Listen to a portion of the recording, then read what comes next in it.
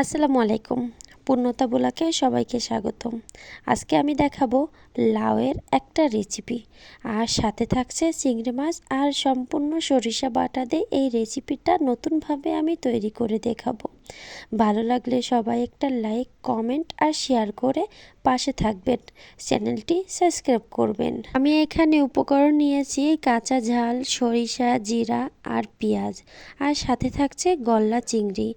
আর এখানে আমি লাউ কেটে নিয়েছি মোটা মোটা, সাথে 2টা আলুও নিয়েছি।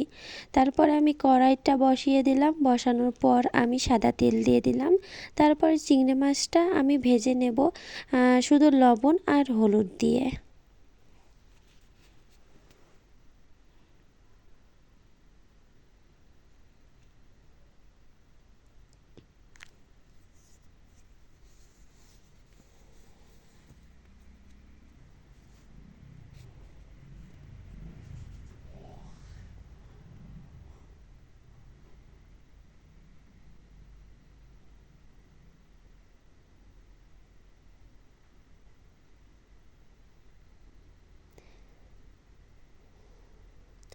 এখন চিংড়ি মাছটা আমার ভাজা হয়ে গেছে, আমি উঠিয়ে নেব।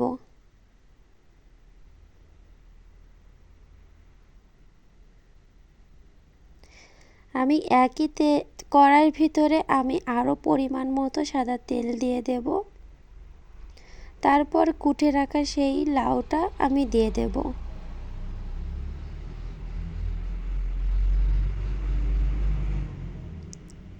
চেষ্টা করবেন লাউটা একটু মোটা করে কোটা, তাহলে লাউটা সহজভাবে গলে যাবে।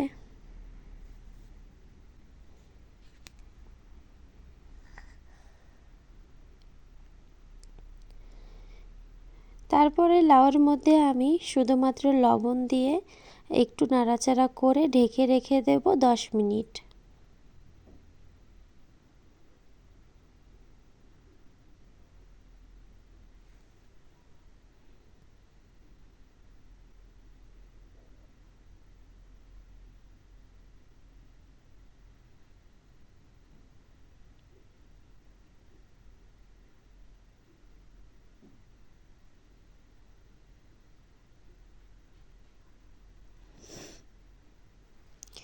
দশ মিনিট পরে লাউ থেকে কিন্তু অনেকটা পানি বের হয়ে আসছে।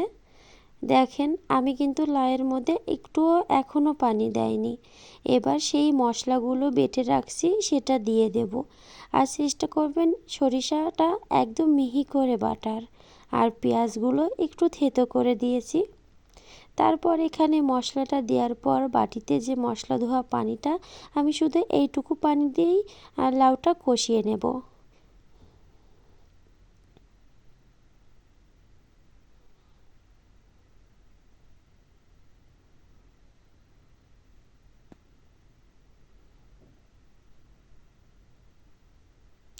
কষানো হয়ে গেলে আমি ঢেকে রেখে দেব।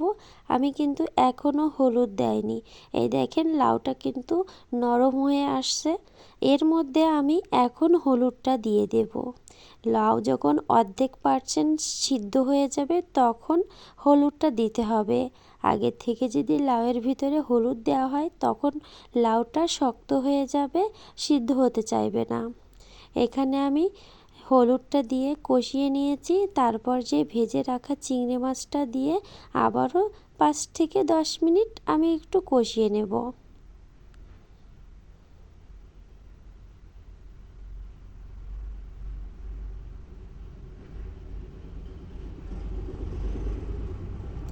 আমার লাউটা কিন্তু পরিমাণ মতো সিদ্ধ হয়ে গেছে, তার জন্য আমি এখানে ঝোলের পানিটা দিয়ে দিয়েছি। আমার লাউটা কিন্তু প্রায় একদম শেষের পথে। দেখেন, নামানোর আগে একটু ধনিয়া পাতা দিয়ে নামিয়ে নিতে হবে। ভিডিওটি ভালো লাগলে লাইক, কমেন্ট আর পাশে থাকবেন। আপনাদের জন্য আবারও নতুন নতুন ভিডিও নিয়ে হাজির হব। আজকে আল্লাহ হাফেজ।